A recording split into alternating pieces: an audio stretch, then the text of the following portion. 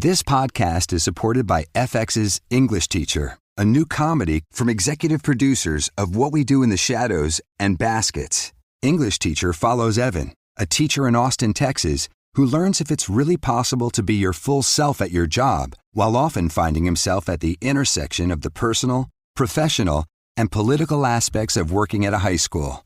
FX's English Teacher premieres September 2nd on FX. Stream on Hulu. My dad works in B2B marketing. He came by my school for career day and said he was a big ROAS man. Then he told everyone how much he loved calculating his return on ad spend. My friends still laugh at me to this day.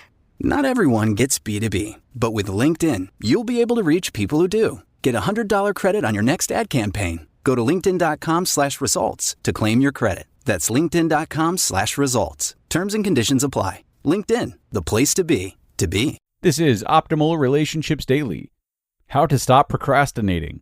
A Psychologist Trick for Tackling I'll Do It Later. By Dr. Allison Niebes-Davis of drallisonanswers.com.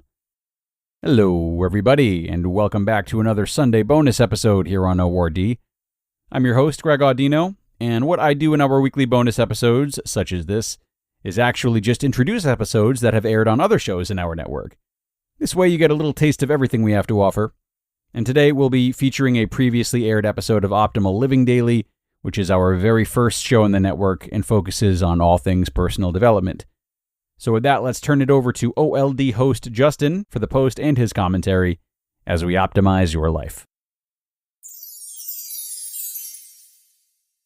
How to Stop Procrastinating, a Psychologist's Trick for Tackling I'll Do It Later, by Dr. Allison Niebes-Davis of drallisonanswers.com. Procrastination might seem like a silly little habit, but if you're a chronic procrastinator, then you know how much damage and chaos can be caused by putting things off. I'll do it later. I'll take care of it tomorrow.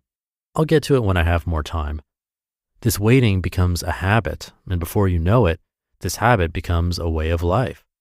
Procrastination is sneaky. It has major consequences. And I'll be honest, it's a hard habit to break. It might surprise you, but I'm actually a recovering procrastinator. For most of my life, I waited until the last minute. I felt anxious and stressed as I scrambled to get things done. I felt exhausted when it was all over. And then just days later, I'd repeat the cycle all over again. If you're a procrastinator, I know you can relate. You put things off until the last minute. You stress about how you're going to get it all done. And then you exhaust yourself, swearing you'll never procrastinate again. It's a maddening habit. You know it's not helpful, yet you keep doing it. And you can't understand why. Several months ago, I shared the real reason you procrastinate. I explained the simple reason that you keep putting things off. The response to that video was overwhelming, with so many people having an aha moment, finally understanding the reason behind their chronic procrastination. And knowing why you procrastinate is powerful, but knowing why you procrastinate and fixing your procrastination, those are two very different things. Several years ago, after a lifetime of procrastinating, I finally got fed up. I was done with my habit of putting things off, tired of the stress it caused me. When I realized that my procrastination wasn't a complicated habit, but rather a simple avoidance of anxiety and distress, it clicked. After all, I'm a psychologist, one that specializes in anxiety, and I know a lot about the anxiety avoidance cycle. It's my bread and butter and something I talk about daily with clients. Yet I'd almost missed it, hidden away in my procrastination. So I started applying what I know about anxiety to procrastination, and within weeks, things started to change. By using a series of simple questions, I went from, I'll do it later, to, I'll do it now. These questions are simple yet effective, challenging your habit of waiting. Wondering how to stop procrastinating? Well, these questions will help you tackle your to-do list and break your procrastination habit for good. Number 1, am I going to or do I have to do this thing eventually? Start by asking yourself whether you will end up doing the task you're procrastinating on at some point. Will you eventually write and turn in the paper, or will you not write it and take a 0? Will you eventually go to the grocery store, or will you eat out for the rest of your life? Will you eventually do laundry, or will you go and buy new clean clothes to wear? This question is designed to help you identify whether or not you have to or will do this thing at some point. If the answer is yes, then move forward to question number 2. Number 2, will it get easier if I wait? Will the paper be easier to write in 3 days? Will the load of laundry be smaller in a week? Will grocery shopping take less time in another few days? It's important to note that this question can be tricky because we're not asking if it will feel easier, we're asking if it will be easier. So to be clear, this question involves objectively looking at a task and then determining whether or not it will reduce, shrink, or be easier if you put it off. Spoiler alert, less than 1% of tasks get easier if you wait. The laundry pile won't magically shrink and the words you have to write won't come easier. If the answer to this question is no, meaning that the task won't get easier, then proceed to question number 3. Number 3, what are the negative consequences if I continue to wait? This question prompts you to think through the potential consequences of procrastinating. This question asks you to be honest with yourself about how putting things off and waiting will really affect you. And here's why this question is critical. When you're about to procrastinate, the positive consequences of avoiding are tangible. They're tempting. Perhaps procrastinating would give you more time in bed, more time with friends, or another episode on Netflix. Maybe procrastinating would reduce your anxiety for a moment or help you feel less stressed for a second. These positive consequences have immediate, intangible benefits, and they register with your brain big time. Meanwhile, the negative consequences of avoiding feel far off. They're less in the moment. They're less tangible. So this question is about bringing those potential consequences to the front of your mind. It's about helping your brain compare apples to apples, making a more informed decision about whether or not you want to procrastinate. For example, if you procrastinate, the negative consequences might include more stress, more anxiety, or reduced sleep. It might mean less time to ask for help, less confidence in the product you put out, or having to do a whole day of laundry rather than just an hour. The more specific and detailed you can be about these negative consequences, the better. And number 4, the final question, do I want to experience these negative consequences? Do you want to feel more stressed, frantic, and anxious? Do you want to lose sleep or risk getting a lower grade?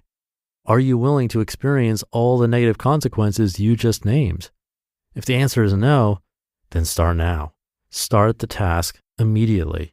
No more delaying, no more waiting, and no more procrastinating. Take a step right where you are toward the task you've been avoiding. Let's pause for a second and recap what questions 1 to 3 have taught you. You've acknowledged that at some point you have to do the task. You've acknowledged that it won't get easier if you wait, and you've outlined several negative consequences of waiting. So this thing you're procrastinating on, it's not going to get any easier than it is right this second. So start now.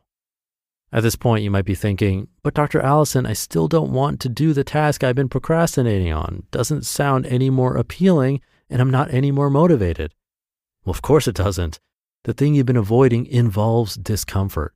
We're not going to trick your brain into thinking it's a spa day.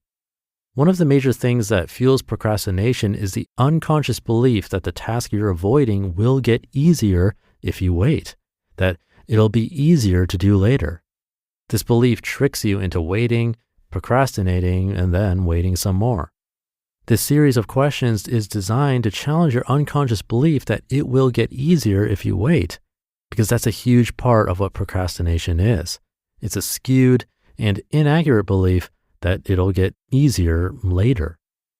So much of my job as a psychologist is helping people challenge their unconscious beliefs.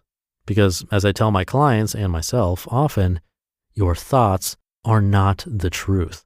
Just because you think it doesn't make it true. If you want to know how to stop procrastinating, you've got to be honest about the little lies your brain is telling you. You've got to be vigilant about teasing apart the untruths about waiting till later. Because it won't get easier. The discomfort won't go away, and you won't magically feel like doing it tomorrow. These 4 questions will give you a concrete, surefire way to stop waiting and do things now. Enough avoiding, enough anxiety, and enough stress. Enough telling yourself you'll do it later than saying that again a week later. Take control of your procrastination, show it who's boss, and use these 4 questions to regain control. You just listened to the post titled How to Stop Procrastinating, a Psychologist's Trick for Tackling I'll Do It Later by Dr. Allison Niebes-Davis of drallisonanswers.com. And thank you to Dr. Allison. I thought these were great questions to consider if you really struggle with procrastination, because it makes you think about the consequences of procrastination, or in some cases, something's on your to-do list, and then by asking yourself these questions, you could realize that it doesn't need to be on your to-do list at all, and it's causing stress for pretty much no reason since it's always sitting there on your list or in the back of your mind taking up space. But like she said, if it really will need to get done eventually, thinking about the consequences and repercussions of procrastinating can definitely help. But getting started is usually the hardest part for us, so definitely try to take that baby step today to get started. That's often all it needs. And with that, have a great start to your weekend, and I'll be back tomorrow as usual, where your optimal life awaits.